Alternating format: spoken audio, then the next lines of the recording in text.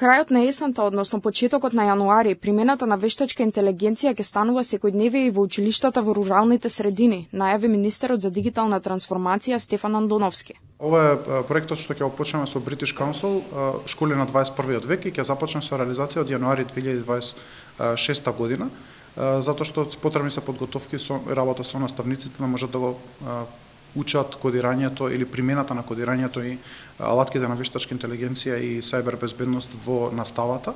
Ќе започнеме со работа со наставниците кон крајот на есента, а почетокот на јануари веќе почнуваме со работа со училиштата, ќе почнеме токму така од руралните средини. Во меѓувреме Албанија доби прв виртуелен министер во светот создаден од вештачка интелигенција. Колку вештачката интелигенција е застапена во македонската јавна администрација и во владините процеси, Андоновски вели не е често.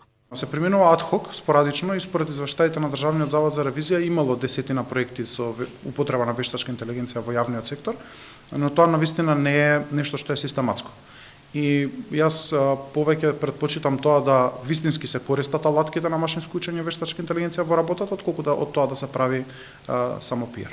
Министерот за дигитална трансформација ја најави организацијата на дигиталниот самит на Западен Балкан 2025 година, која повторно ќе се одржи во Скопје на 1 и 2 октомври во Музејот на современа уметност. На самитот се очекува да се усвои мерката за нула трошоци за интернет за македонските и граѓаните од Западниот Балкан кога патуваат во Европската унија. Меѓу другото, на самитот ќе се презентираат практични примери за како побрзо да се обезбедат помалку шалтери и повеќе онлайн решенија, функционални прекугранични услуги, посилна заштита на личните податоци и мерки за сајбер безбедност, за јакнување на дигиталните вештини со цел поголема подготвеност за пазарот на труд. Андоновски додаде и дека така наречената информатиско-комуникацијска стратегија е веќе во владина процедура со очекување дека до крајот на есента ќе помине во влада.